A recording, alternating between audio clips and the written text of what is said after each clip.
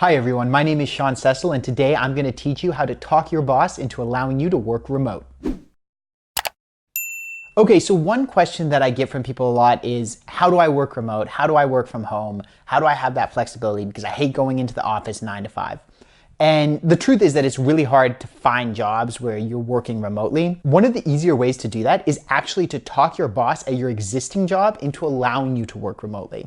And there's a process for this that's pretty effective. So the first thing that you do is you schedule a meeting with your boss and you go in and you say, so Mrs. Collins, I have something I wanted to talk to you about that I think is gonna help my productivity. And normally they'll say, okay, great. So you say, when I'm at work, I find that there are a lot of distractions. There are people coming in and talking to me. There's this other stuff going on. There are sometimes a lot of meetings I don't really need to be at, and it stops me from getting everything that I need to do done. And it prevents me from being the most effective and the most efficient employee that I can be.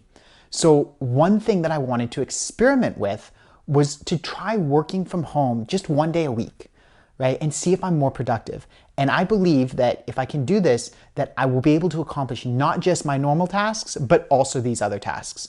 So what you're doing is you're setting up, there are a couple things here. First is you're only asking for one day a week at first. You're not asking for the whole time. You're just doing a partial step.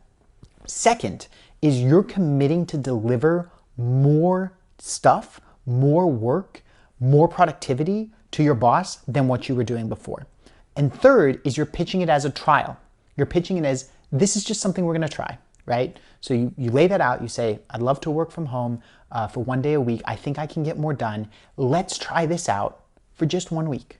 Let's try this out for 2 weeks, right? Something where it's a time limited, short term, no risk. Let's just see what happens. And then you frame it not as, hey, I want to work from home because I'm going to be happier. You frame it as, I think that this is going to allow me to do more for the company. I think this is going to allow me to be more productive. And it's very difficult for a boss to say, no, you're not going to be more productive, right? They want you to be more productive. And so normally they'll be taken aback. They'll instinctively want to resist it.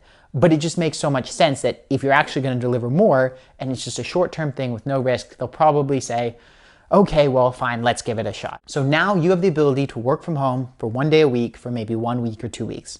And the key is that you've committed to defined deliverables.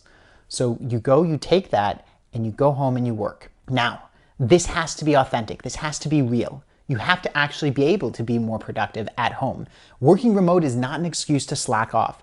A lot of people prefer to, they want to work remote because they just want to slack off and they don't want to do anything and they want to do other stuff and put in fewer hours. If that's what this is about, it's totally going to backfire because then you're going to go back to your boss, you're not going to have done more work, and then the whole trial fails and they say, well, see, I didn't think that was going to be a good idea anyway, so back to full-time, back to being in the office every day.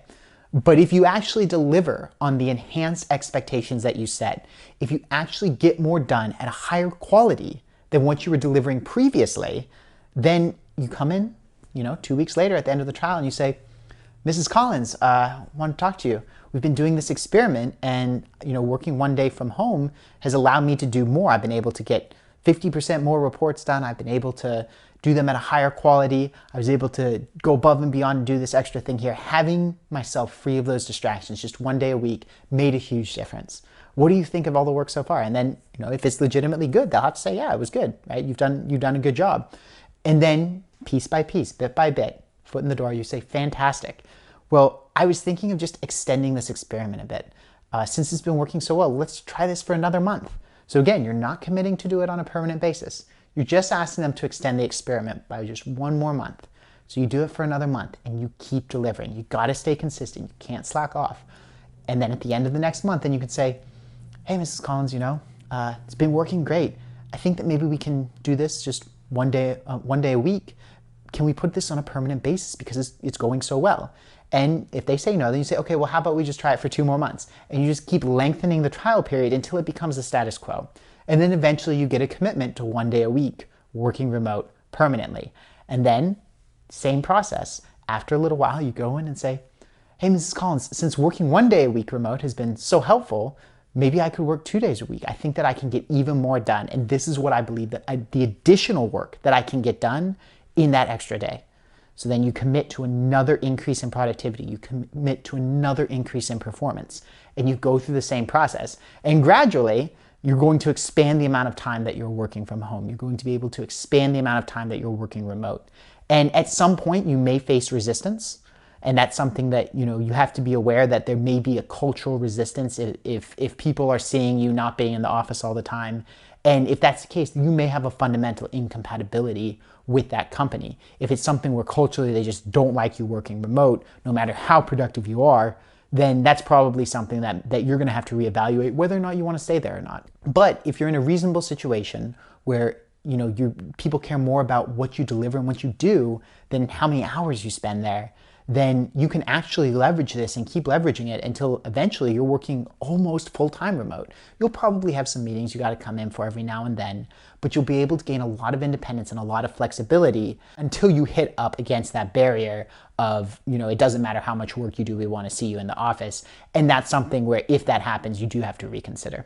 So if you do find yourself in that position, or if you are looking for another career for any other reason, then there's a whole nother process to how you go about figuring out what career is right for you and making that transition. And if you're interested in learning about that process, then I would heavily recommend you go and check out my free presentation. It's at www.oculusinstitute.com/workshop. As I said, it's completely free. It lays out the whole process. It is a little bit longer and more complex than the simple strategy I just described to you for working remote. So you just expect that, but it is super powerful. And it is, in fact, one of the most powerful things you can learn for your career is how to make that transition. So I hope you guys enjoy it, and I'm looking forward to seeing you guys on the next video. Have a wonderful day.